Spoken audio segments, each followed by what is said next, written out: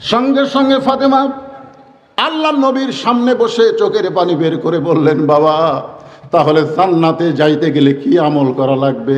রাসূল বললেন, খুব বেশি আমল করা লাগবে না, মাত্র 4টা আমল করতে হবে। হাজার হাজার মা বোনের আমার পর্দার অন্তরালে একটু মনোযোগ দিয়ে শোনেন। আল্লাহ রাসূল বললেন, ফাতেমা জান্নাতে যাইতে গেলে মাত্র 4টা আমল করতে হবে। 1 নম্বর আমল হচ্ছে 5 ওয়াক্ত নামাজ পড়া লাগবে। 2 নম্বর আমল হলো বছরে 1 মাস রমজানের রোজা রাখতে হবে।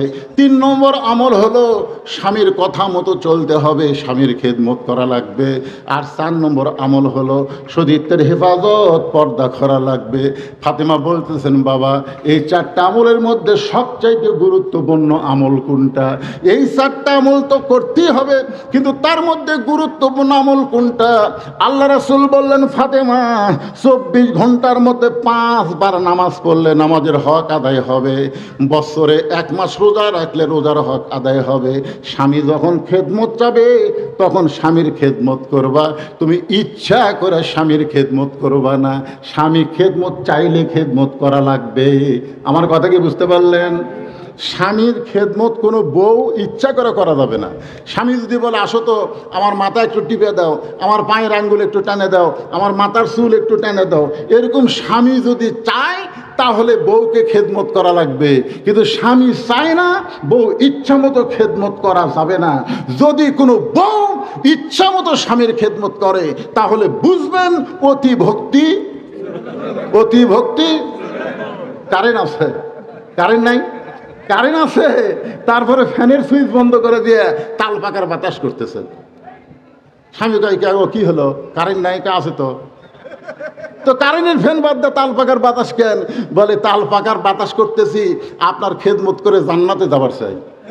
কিছুক্ষণ পরে সে মাথার চুল টানে, কপাল টিপতেছে। স্বামী কয়, তুমি এত খেদমত করো? বলে, আপনি জানেন না আপনার পায়ের তলে আমার জান্নাত? আপনার খেদমত করে আমি জান্নাতে যাবার চাই।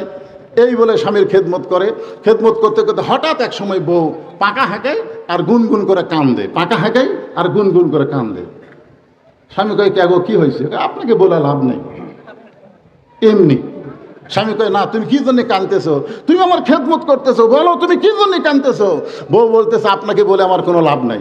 আরে লাভ নাই, বলো।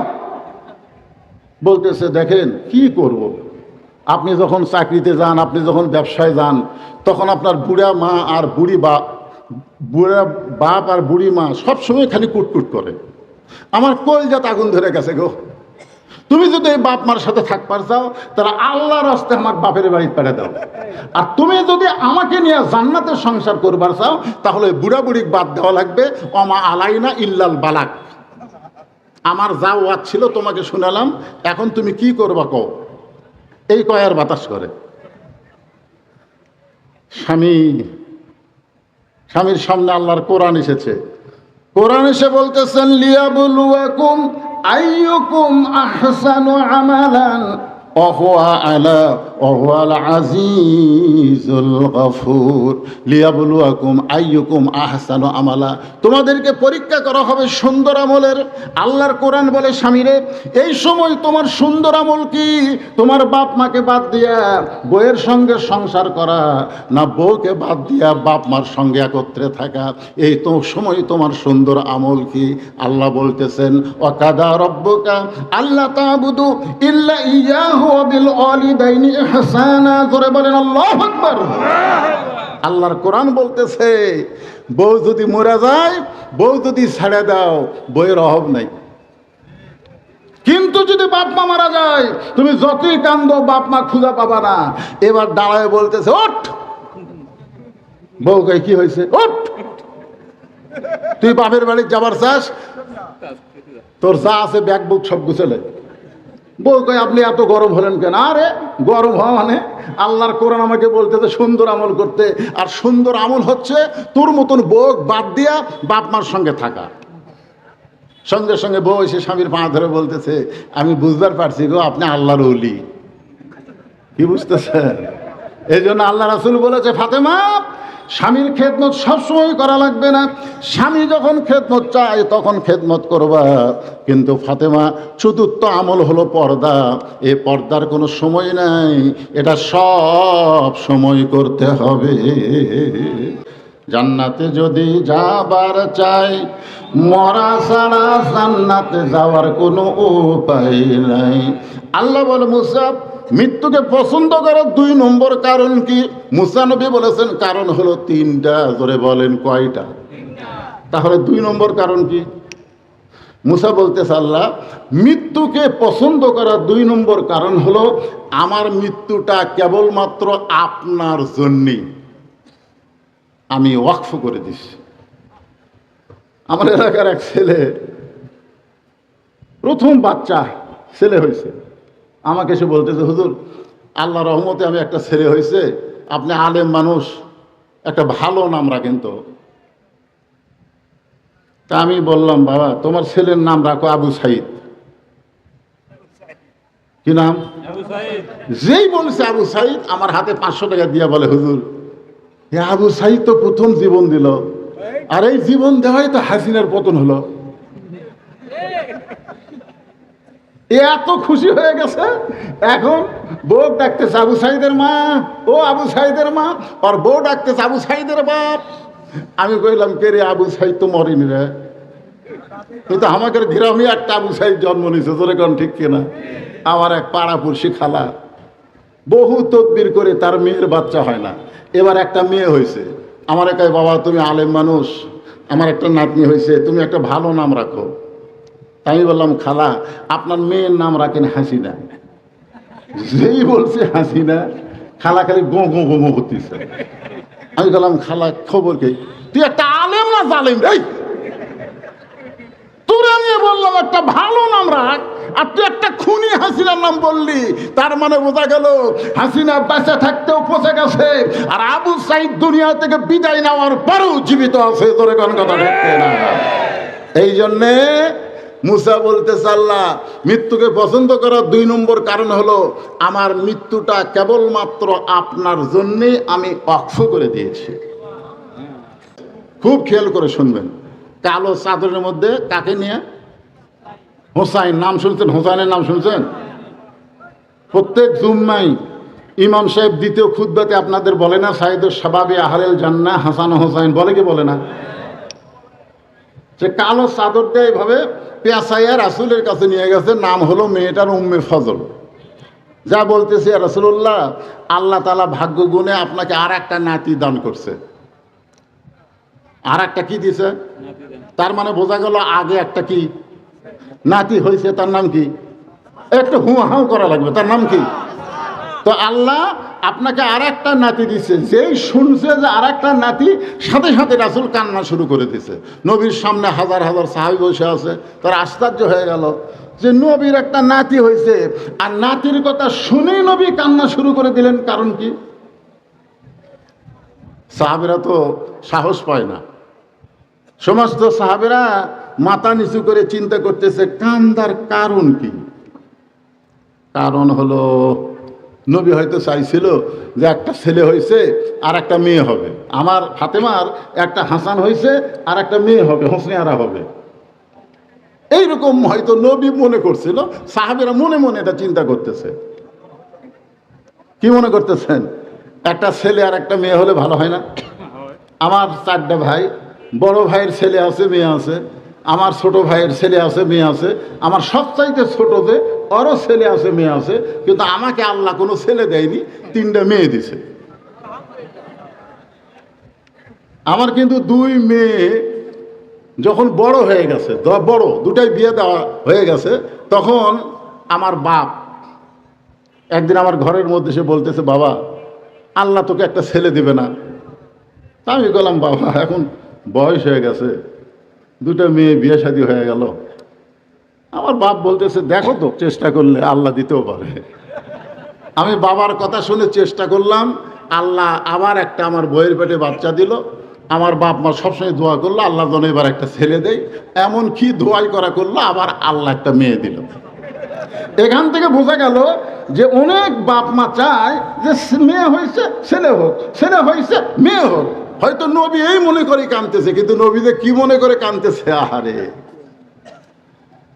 কিছুক্ষণ পরে আল্লাহ নবী দাঁড়িয়ে গেলেন, উম্মে ফজলের কাছে গেলেন। উম্মে ফজল কালো চাদরওয়ালা বাচ্চাকে যখন নবীর হাতে তুলে দেয়, নবীর চাদরটা মুখ থেকে সরায়, কপাল থেকে সরায় একটা চুমু দিয়ে বললেন, এই গোস্তের টুকরাটা আল্লাহ তুমি কবুল করে নিও।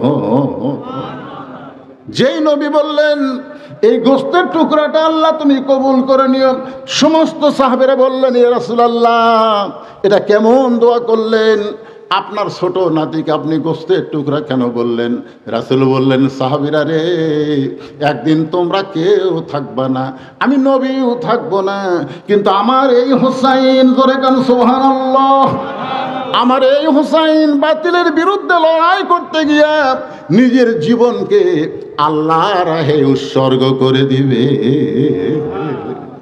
আহা, হোসেন রাদিয়াল্লাহুকে যখন হত্যা করা হলো, মনোযোগ দিয়ে শুনবেন, কারবালার প্রান্তরে তার দেহ পড়ে আছে।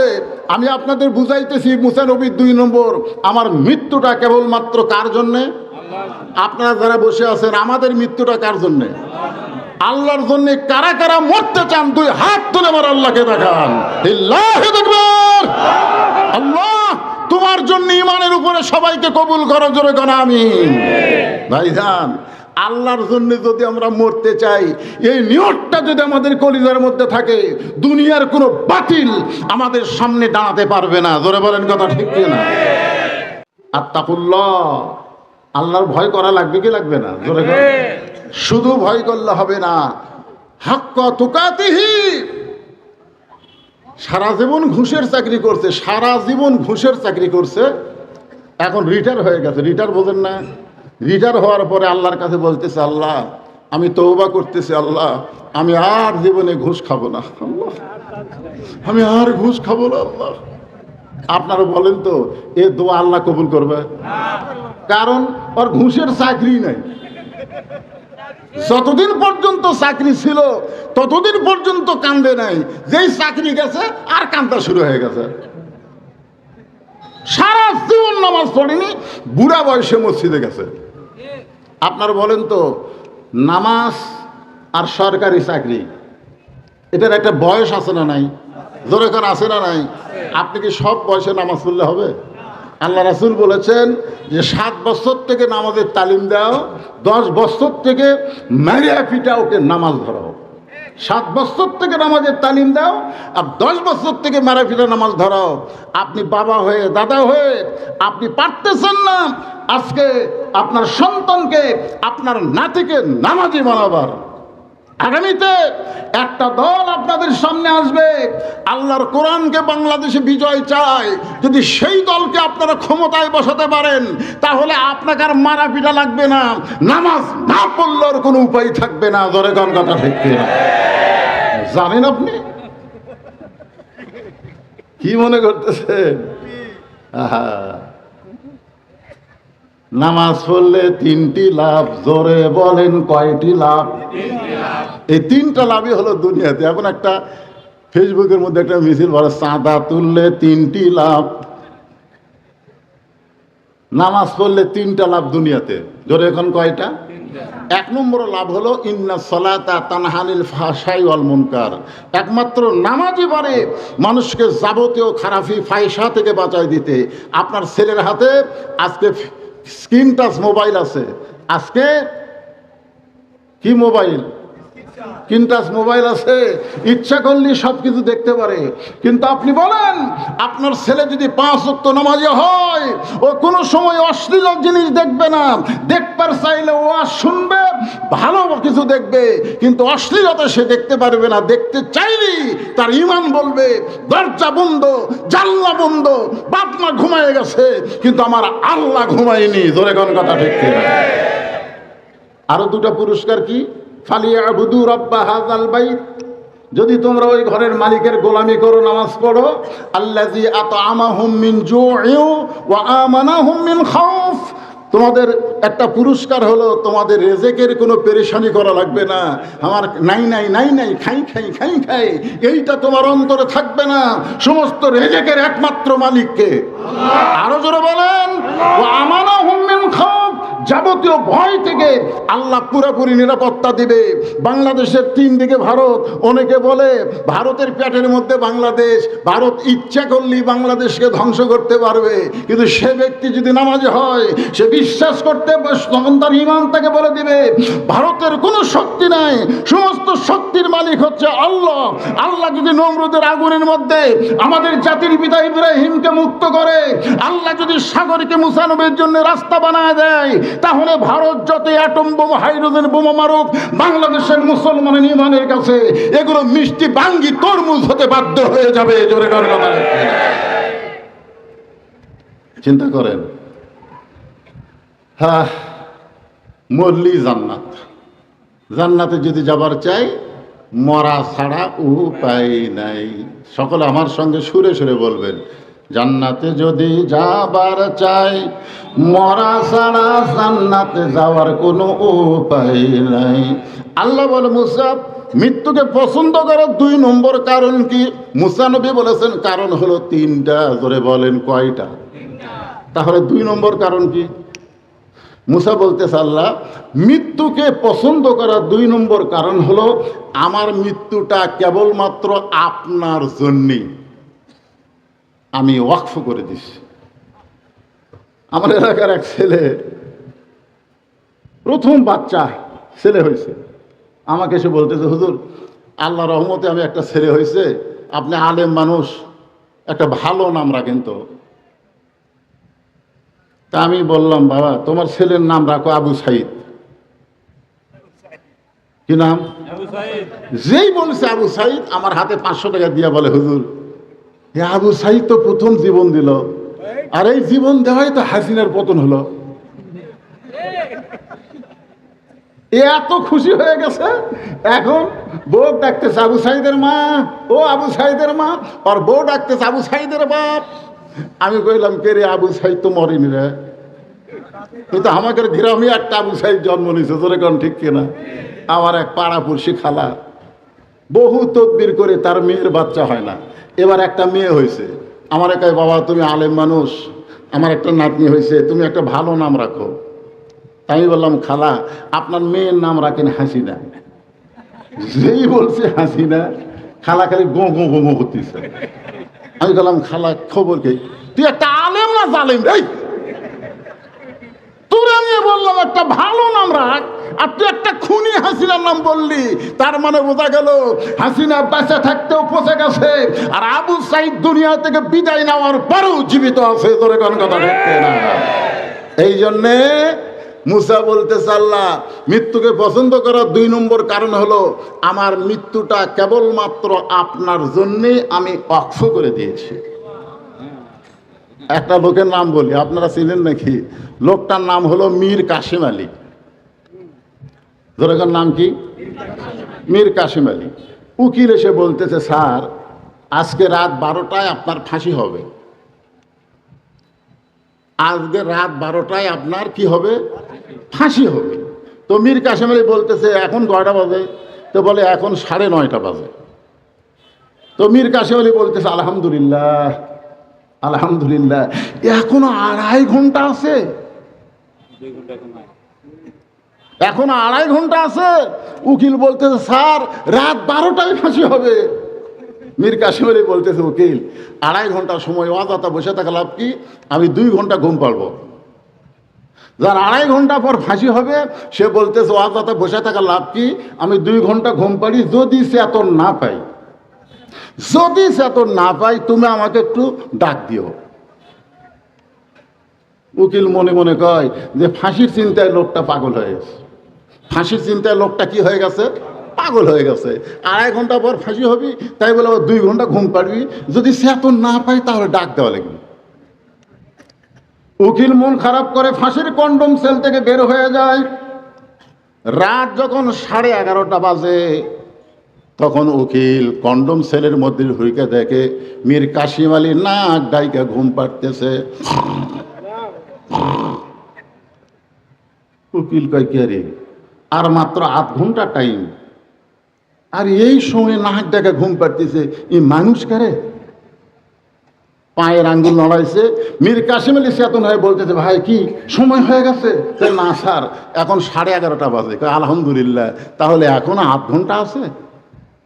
মীর কাসেম আলী ওযু করলেন, 2 রাকাত নামাজ আদায় করলেন, কোরআনের সূরা মুজাম্মেল, সূরা রহমান তেলাওয়াত করলেন।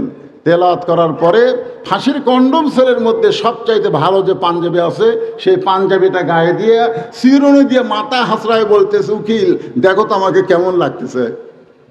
উকিল কান্দে আর বলে, স্যার আপনি কি শ্বশুর বাড়ি যাবেন? আপনার ফাঁসি হবে, আর আপনি সুন্দর পাঞ্জাবি গায়ে দিয়া মাথার চুল হাসড়ায় বলেন আমারে কেমন লাগতেছে। মীর কাসেম আলী হাসি আর বলে, উকিল ফাঁসি হবে আমার, আর কাঁদতেছে তুমি। আমি 2 ঘন্টা ঘুমের মধ্যে আল্লাহ পাক আমারে দেখাইছে, আল্লাহ তাখাফু ওয়ালা তাহজানু ওয়া আবশিরু বিল জান্নাতিল্লাতী কুনতুম তুআদুন। মীর কাসেম আলী মুসলমান হয়ে ফাঁসির মঞ্চ দিয়ে তুমি দুনিয়ার কোনো কবরে যাবে না, আমি আল্লাহ তোমাকে জান্নাত বরণ করে নেব। তা আল্লাহর জন্য জীবন দেওয়া, এটাকে ফাঁসি না, এটাকে মৃত্যু না? আল্লাহ কোরআনে বলেন, ওয়ালা তাকুলু লিমান ইউকতালু ফি সাবিলিল্লাহি আমওয়াতুন বাল আহইয়াউ ওয়ালাকিন লা তাশউরুন।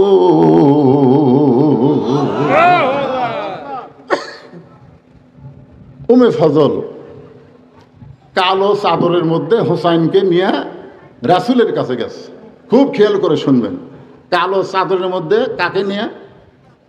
হোসাইন। নাম শুনছেন? হোসাইনের নাম শুনছেন? প্রত্যেক জুম্মাই ইমাম সাহেব দ্বিতীয় খুতবাতে আপনাদের বলে না, সাইদুস শাবাবি আহলেল জান্নাহ হাসান হোসাইন, বলে কি বলে না? সে কালো চাদরটা এইভাবে পেঁচাইয়া রাসূলের কাছে নিয়ে গেছে। নাম হলো মেয়েটার উম্মে ফজল। যা বলতেছে, রাসূলুল্লাহ আল্লাহ তাআলা ভাগ্য গুণে আপনাকে আর একটা নাতি দান করছে। আর একটা কি দিছে? তার মানে বোঝা গেল আগে একটা কি নাতি হয়েছে, তার নাম কি? একটু হুঁহাও করা লাগবে, তার নাম কি? তো আল্লাহ আপনাকে আর একটা নাতি দিচ্ছে। যেই শুনছে যে আর একটা নাতি, সাথে সাথে রাসূল কান্না শুরু করে দিছে। নবীর সামনে হাজার হাজার সাহাবী বসে আছে, তার আশ্চর্য হয়ে গেল যে নবীর একটা নাতি হয়েছে, আর নাতির কথা শুনেই নবী কান্না শুরু করে দিলেন। কারণ কি? সাহাবীরা তো সাহস পায় না। সমস্ত সাহাবীরা মাথা নিচু করে চিন্তা করতেছে, কান্দার কারণ কি? কারণ হলো নবী হয়তো চাইছিল যে একটা ছেলে হয়েছে আর একটা মেয়ে হবে, আমার ফাতেমার একটা হাসান হয়েছে আর একটা মেয়ে হবে, হোসনে আরা হবে। এইরকম হয়তো নবী মনে করছিল, সাহাবীরা মনে মনে এটা চিন্তা করতেছে। কি মনে করতেছেন? একটা ছেলে আর একটা মেয়ে হলে ভালো হয় না? আমার 4টা ভাই, বড় ভাইয়ের ছেলে আছে, মেয়ে আছে, আমার ছোট ভাইয়ের ছেলে আছে, মেয়ে আছে, আমার সবচাইতে ছোট যে ওরও ছেলে আছে, মেয়ে আছে, কিন্তু আমাকে আল্লাহ কোনো ছেলে দেয়নি, 3টা মেয়ে দিছে। আমার কিন্তু 2 মেয়ে যখন বড় হয়ে গেছে, বড় 2টাই বিয়ে দেওয়া হয়ে গেছে, তখন আমার বাপ একদিন আমার ঘরের মধ্যে সে বলতেছে, বাবা আল্লাহ তোকে একটা ছেলে দেবে না? তা আমি বললাম, বাবা এখন বয়স হয়ে গেছে, 2টা মেয়ে বিয়ে শাদী হয়ে গেল। আমার বাপ বলতেছে, দেখো তো চেষ্টা করলে আল্লাহ দিতেও পারে। আমি বাবার কথা শুনে চেষ্টা করলাম, আল্লাহ আবার একটা আমার বইয়ের পেটে বাচ্চা দিল। আমার বাপ মা সবসময় দোয়া করলো আল্লাহ যেন এবার একটা ছেলে দেয়, এমন কি দোয়াই করা করলো, আবার আল্লাহ একটা মেয়ে দিল। এখান থেকে বোঝা গেল যে অনেক বাপ মা চায় যে মেয়ে হয়েছে ছেলে হোক, ছেলে হয়েছে মেয়ে হোক। হয়তো নবী এই মনে করে কাঁদতেছে, কিন্তু নবী যে কি মনে করে কাঁদতেছে, আহারে। কিছুক্ষণ পরে আল্লাহ নবী দাঁড়িয়ে গেলেন, উম্মে ফজলের কাছে গেলেন। উম্মে ফজল কালো চাদরওয়ালা বাচ্চাকে যখন নবীর হাতে তুলে দেয়, নবীর চাদরটা মুখ থেকে সরায়, কপাল থেকে সরায় একটা চুমু দিয়ে বললেন, এই গোস্তের টুকরাটা আল্লাহ তুমি কবুল করে নিও। যেই নবী বললেন এই গোস্তের টুকরাটা আল্লাহ তুমি কবুল করে নিও, সমস্ত সাহাবেরা বললেন, ইয়া রাসূলুল্লাহ এটা কেমন দোয়া করলেন?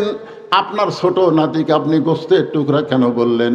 রাসূল বললেন, সাহাবীরা রে, একদিন তোমরা কেউ থাকবা না, আমি নবীও থাকবো না, কিন্তু আমার এই হুসাইন, জোরে কান সুবহানাল্লাহ, আমার এই হুসাইন বাতিলের বিরুদ্ধে লড়াই করতে গিয়া নিজের জীবনকে আল্লাহর রাহে উৎসর্গ করে দিবে। আহা, হোসেন রাদিয়াল্লাহুকে যখন হত্যা করা হলো, মনোযোগ দিয়ে শুনবেন, কারবালার প্রান্তরে তার দেহ পড়ে আছে। আমি আপনাদের বুঝাইতেছি, মুসা নবীর 2 নম্বর, আমার মৃত্যুটা কেবলমাত্র কার জন্যে? আপনারা যারা বসে আছেন, আমাদের মৃত্যুটা কার জন্যে? আল্লাহর জন্য। কারা কারা মরতে চান 2 হাত তুলে আমার আল্লাহকে দেখান। আল্লাহু আকবার। আল্লাহ তোমার জন্য ইমানের উপরে সবাইকে কবুল করো, জোরে করো আমিন। ভাইজান, আল্লাহর জন্য যদি আমরা মরতে চাই, এই নিয়তটা যদি আমাদের কলিজার মধ্যে থাকে, দুনিয়ার কোনো বাতিল আমাদের সামনে দাঁড়াতে পারবে না। জোরে বলেন কথা ঠিক কি না? দেহ পড়ে আছে কারবালায়, আর মাথা নিয়ে গেছে দামেস্কে। কোথায় নিয়ে গেছে? দামেস্কে নিয়ে গেছে হোসাইনের মাথা। তখন চেয়ারে বসেছিল ইয়াজিদ, ক্ষমতার চেয়ারে বসেছিল কে? সবাই নামটা মনোযোগ দিয়ে শুনবেন। নাম কি? আপনারা বলেন তো, আপনাদের এই গোটা এলাকায় মাইকিং করে বলবেন তো, ইয়াজিদ নামের কোনো মানুষ আছে? আছে? আচ্ছা আপনারা বলেন তো, আপনাদের এলাকায় হোসাইন আছে না নাই?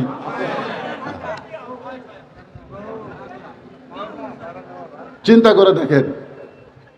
তখন এই জিয়াদ নামে একটা পাপিষ্ট হোসাইন রাদিয়াল্লাহর মাথা যখন ইয়াজিদের কাছে দিলেন একটা গামলাই করে, বাবা যুবকেরা, এই যুবকেরা মনোযোগ দিয়ে শোনো, তোমরাই তো ভবিষ্যৎ, আমরা বুড়ো হয়ে গেছি। বিএনপি যখন ঘরের মধ্যে লুকিয়ে গেছে, জামাত ইসলাম যখন অনলাইনে মিটিং করে, প্রকাশ্যে কোনো অফিস নাই, আদালত নাই, সবাই যখন কেস নিয়ে খালি কোর্টের বারান্দায় বারান্দায় ঘরে, এই সময় তোমাদের মতন 2000 যুবক জীবন দেওয়ার কারণে হাসিনার মতন ফ্যাসিস্ট পলায়ন করছে। জোরে কর কথা ঠিক কিনা? এর যুবকেরা মনোযোগ দিয়ে শোনো, আগামীতে দরকার হলে আর একটা 24-এর মতন আন্দোলন আমাদের করা লাগতে পারে। জোরে কর কথা ঠিক কিনা? হ্যাঁ, একটু মনোযোগ দিয়ে শোনো বাবা। এখন হোসেন রাদিয়াল্লাহর মাথাটা ইনকে গামলাত করে ইয়াজিদের সামনে দিছে। ইয়াজিদের হাতে একটা লাঠি ছিল। ধরে গান কি ছিল? লাঠি ছিল। ওই লাঠিটা হোসেন রাদিয়াল্লাহর মুখের মধ্যে ঢুকায় দিল। দেহ তো পড়ে আছে কারবালার প্রান্তরে, অসংখ্য ঘোড়া দিয়া দেহটা ছিন্ন বিচ্ছিন্ন করে ফেলেছে। এখন মাথা নিয়ে গেছে, সেই মাথার মুখের মধ্যে লাঠি ঢুকায়া ইয়াজিদ তিরস্কার করে বলতে যে, হোসাইন তুমি শেষ হয়ে গেলে। শুধুমাত্র জিদ করার কারণে তোমার কাছে প্রস্তাব দেওয়া হয়েছিল, তোমার কাছে প্রস্তাব দেওয়া হয়েছিল। তোমার নানা হলো বিশ্ব নবী, তোমার বাবা হলো বিশ্ব আলেম, তোমার মা হলো খাতুনে জান্নাত। ইয়াজিদের পক্ষ থেকে হোসেনকে প্রস্তাব দেওয়া হয়েছিল যে তোমার নানা হলো বিশ্ব নবী, তোমার বাবা হলো বিশ্ব আলেম, তোমার মা হলো খাতুনে জান্নাত। তুমি যদি ঘরের মধ্যে বসে থাকো, তোমার কোনো টেনশন নাই, তুমি সব চাইতে বড় পীর হবা। সব চাইতে বড় কি হবা? কারণ তোমার নানা কি? বিশ্ব নবী, তোমার বাবা কি? বিশ্ব আলেম, তোমার মা হলো খাতুনে জান্নাত। তোমাকে কেন যুদ্ধ করা লাগবে, আর তোমাকে কেন রাষ্ট্রনায়ক হওয়া লাগবে? খালি ঘরের মধ্যে বসে থাকবে, যা চাবে তাই পাবে। আপনারা বলেন তো, ইয়াজিদের এই কথাই হোসেন রাদিয়াল্লাহু কি বসে আছিল? হোসেন রাদিয়াল্লাহু সঙ্গে সঙ্গে দাঁড়িয়ে বললেন, রে ইয়াজিদের চামচারা, আমার নানা শুধু বিশ্ব নবী নয়, আমার নানা হলো বিশ্ব নেতা। আমার বাবা শুধু বিশ্ব আলেম নয়, আমার বাবা হলো বিশ্ববীর। আমার মা শুধু খাতুনে জান্নাত নয়, আমার মা হলো ফাতেমাতু জোহরা। জোরে কান সুবহানাল্লাহ। তোমরা একটা বলো, একটা বাদ দাও কেন? তোমরা বিশ্ব নবীকে নবী বলবা আর জিয়া রহমানকে নেতা মানবা, তোমরা বিশ্ব নবীকে নবী বলবা আর শেখ মুজিবুরকে নেতা মানবা। এইটা কোনো মুসলমানের কাজ না, এইটা হলো মুনাফিকের কাজ। জোরে বলেন কথা ঠিক কিনা? আমার নেতা, তোমার নেতা। তোমরা আমার নানাকে বিশ্বনবী বলতেছো, তো নেতা হিসাবে কার পাশে ঘুরতেছ? তোমরা আমার বাবাকে বিশ্ব আলেম বলতেছো, কিন্তু আমার বাবা তো শুধু বিশ্ব আলেম না, আমার বাবা হলো বিশ্ববীর। প্রত্যেকটা আলেমকে বীরত্বের ভূমিকা পালন করতে হবে, যেইটা প্রমাণ করেছে কোরআনের পাখি আল্লামা সাঈদী। কোনো বাতিলের সঙ্গে আপোষ করেনি, 13 বছর জেলের মধ্যে থেকে হাসপাতালে গিয়ে তাকে হত্যা করা হয়েছে। ধরে কোনো কথা ঠিক না, অন্যায়ের সঙ্গে আপোষ করে নাই। তোমরা আমার বাবাকে বলতেছো বিশ্ব আলেম, আমার বাবা যে বিশ্ববীর, এইটা কইতে কি হয়? তোমরা আমার মাকে বলতেছো খাতুনে জান্নাত। আমার মা শুধু খাতুনে জান্নাত নয়, আমার মা হলো ফাতেমাতু জোহরা। আমি হোসাইন আর হাসান ঘরের মধ্যে বসে আছি, ইতিমধ্যে আমার নানা চলে আসলো। আমার নানা চলে এসে আমার মায়ের সামনে দাঁড়িয়ে বলতেছে, ফাতেমা, তোমার কখন কি মনে হয় যে তোমার বাবা বিশ্ব নবী, এই কারণে তুমি জান্নাতে যাবা? তোমার স্বামী হচ্ছে আসাদুল্লাহিল গালিব, এই কারণে তুমি জান্নাতে যাবা? তোমার হাসান হোসাইন জান্নাতি যুবকদের সর্দার হবে, এই কারণে তুমি জান্নাতে যাবা? ফাতেমা বলতেছে, বাবা, আমার তো জান্নাতে যাওয়ার কোনো মুশকিল নাই, আমার জান্নাতে যাওয়া খুবই সহজ, কারণ আমার বাবা হলো বিশ্বনবী, আর বিশ্বনবীর মেয়ে হয়ে আমি জান্নাতে যাবো না তো কোথায় যাব? সঙ্গে সঙ্গে আল্লাহ রসুল ফাতেমার কপালে একটা চুমু দিয়ে বললেন, মা, তোমার বাবা বিশ্বনবী হলে তুমি জান্নাতে যেতে পারবা না, জান্নাতে যাইতে গেলে জান্নাতের আমল করে তোমাকে জান্নাতে যেতে হবে। সঙ্গে সঙ্গে ফাতেমা আল্লাহ নবীর সামনে বসে চোখের পানি বের করে বললেন, বাবা, তাহলে জান্নাতে যাইতে গেলে কি আমল করা লাগবে? রাসূল বললেন, খুব বেশি আমল করা লাগবে না, মাত্র 4টা আমল করতে হবে। হাজার হাজার মা বোনের আমার পর্দার অন্তরালে একটু মনোযোগ দিয়ে শোনেন। আল্লাহ রাসূল বললেন, ফাতেমা, জান্নাতে যাইতে গেলে মাত্র 4টা আমল করতে হবে। 1 নম্বর আমল হচ্ছে 5 ওয়াক্ত নামাজ পড়া লাগবে। 2 নম্বর আমল হলো বছরে 1 মাস রমজানের রোজা রাখতে হবে। 3 নম্বর আমল হলো স্বামীর কথা মতো চলতে হবে, স্বামীর খেদমত করা লাগবে। আর 4 নম্বর আমল হলো সতীত্বের হেফাজত, পর্দা করা লাগবে। ফাতেমা বলতেছেন, বাবা, এই 4টা আমলের মধ্যে সবচাইতে গুরুত্বপূর্ণ আমল কোনটা? এই 4টা আমল তো করতেই হবে, কিন্তু তার মধ্যে গুরুত্বপূর্ণ আমল কোনটা? আল্লাহ রাসূল বললেন, ফাতেমা, 24 ঘন্টার মধ্যে 5 বার নামাজ পড়লে নামাজের হক আদায় হবে। বছরে 1 মাস রোজা রাখলে রোজার হক আদায় হবে। স্বামী যখন খেদমত চাবে তখন স্বামীর খেদমত করবা, তুমি ইচ্ছা করে স্বামীর খেদমত করবা না। স্বামী খেদমত চাইলে খেদমত করা লাগবে। আমার কথা কি বুঝতে পারলেন? স্বামীর খেদমত কোনো বউ ইচ্ছা করে করা যাবে না। স্বামী যদি বলে, আসো তো আমার মাথা একটু টিপে দাও, আমার পায়ের আঙ্গুল একটু টানে দাও, আমার মাথার চুল একটু টেনে দাও, এরকম স্বামী যদি চায় তাহলে বউকে খেদমত করা লাগবে। কিন্তু স্বামী চায় না, বউ ইচ্ছা মতো খেদমত করা যাবে না। যদি কোনো বউ ইচ্ছা মতো স্বামীর খেদমত করে তাহলে বুঝবেন অতি ভক্তি। অতি ভক্তি। কারেন্ট আছে? কারেন্ট নাই? কারেন্ট আছে, তারপরে ফ্যানের সুইচ বন্ধ করে দিয়ে তাল পাকার বাতাস করতেছেন। স্বামী কয়, কি হলো? কারেন্ট নাই? কা আছে তো। তো কারেন্টের ফ্যান বাদ দিয়ে তাল পাকার বাতাস কেন? বলে, তাল পাকার বাতাস করতেছি, আপনার খেদমত করে জান্নাতে যাবার চাই। কিছুক্ষণ পরে সে মাথার চুল টানে, কপাল টিপতেছে। স্বামী কয়, কে গো, তুমি এত খেদমত করো? বলে, আপনি জানেন না আপনার পায়ের তলে আমার জান্নাত? আপনার খেদমত করে আমি জান্নাতে যাবার চাই। এই বলে স্বামীর খেদমত করে। খেদমত করতে করতে হঠাৎ এক সময় বউ পাকা হাঁকায় আর গুনগুন করে কান্দে। পাকা হাঁকায় আর গুনগুন করে কান্দে। স্বামী কয়, কে গো, কি হয়েছে? আপনাকে বলে লাভ নেই, এমনি। স্বামী কয়, না, তুমি কি জন্য কাঁদতেছো? তুমি আমার খেদমত করতেছো, বলো তুমি কি জন্য কাঁদতেছো? বউ বলতেছে, আপনাকে বলে আমার কোনো লাভ নাই। আরে লাভ নাই, বলো। বলতেছে, দেখেন কি করব, আপনি যখন চাকরিতে যান, আপনি যখন ব্যবসায় যান, তখন আপনার বুড়া মা আর বুড়ি বুড়া বাপ আর বুড়ি মা সবসময় খালি কুটকুট করে। আমার কলজাত আগুন ধরে গেছে গো। তুমি যদি এই বাপ মার সাথে থাকবার চাও, তারা আল্লাহর রাস্তায় আমার বাপের বাড়ি পাঠিয়ে দাও। আর তুমি যদি আমাকে নিয়ে জান্নাতের সংসার করবার চাও, তাহলে বুড়া বুড়ি বাদ দেওয়া লাগবে। অমা আলাইনা ইল্লাল বালাক। আমার যা ওয়াজ ছিল তোমাকে শুনালাম, এখন তুমি কি করবা কও। এই কয়ার বাতাস করে। স্বামী স্বামীর সামনে আল্লাহর কোরআন এসেছে, কোরআন এসে বলতেছেন লিয়াবলুয়াকুম আইয়ুকুম আহসানু আমালান ওয়াহুয়াল আজিজুল গফুর। লিয়াবলুয়াকুম আইয়ুকুম আহসানু আমালা, তোমাদেরকে পরীক্ষা করা হবে সুন্দর আমলের। আল্লাহর কোরআন বলে স্বামীরে, এই সময় তোমার সুন্দর আমল কি? তোমার বাপ মাকে বাদ দিয়া বউয়ের সঙ্গে সংসার করা, না বউকে বাদ দিয়া বাপ মার সঙ্গে একত্রে থাকা? এই তো সময় তোমার সুন্দর আমল কি? আল্লাহ বলতেছেন ওয়াকাদা রব্বুকা আল্লা তা'বুদু ইল্লা ইয়াহু ওয়া বিল ওয়ালিদাইনি ইহসানা। জোরে বলেন আল্লাহু আকবার। আল্লাহর কোরআন বলতেছে বউ যদি মরে যায়, বউ যদি ছেড়ে দাও, বউয়ের অভাব নাই।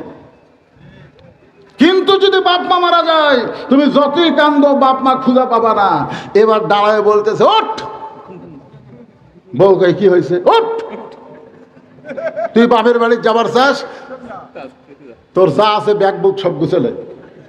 বউ কয় আপনি এত গরম হলেন কেন? আরে গরম হওয়া মানে আল্লাহর কোরআন আমাকে বলতেছে সুন্দর আমল করতে, আর সুন্দর আমল হচ্ছে তোর মতন বউ বাদ দিয়া বাপ মার সঙ্গে থাকা।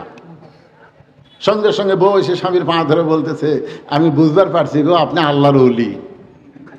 কি বুঝতেছেন? এই জন্য আল্লাহ রাসূল বলেছে ফাতেমা, স্বামীর খেদমত সবসময় করা লাগবে না, স্বামী যখন খেদমত চায় তখন খেদমত করবা। কিন্তু ফাতেমা, চতুর্থ আমল হলো পর্দা। এই পর্দার কোনো সময় নাই, এটা সব সময় করতে হবে, সব সময় করতে হবে। গভীর রাত্রে হযরত আলীর বুকে ফাতেমা মাথা লুকায় ছোট বাচ্চার মতন কাঁদতেছে। আলী চমকে গিয়ে বলে ফাতেমা এরকম কান্দার কারণ কি? ফাতেমা বলে স্বামী গো, আমি আল্লাহর কাছে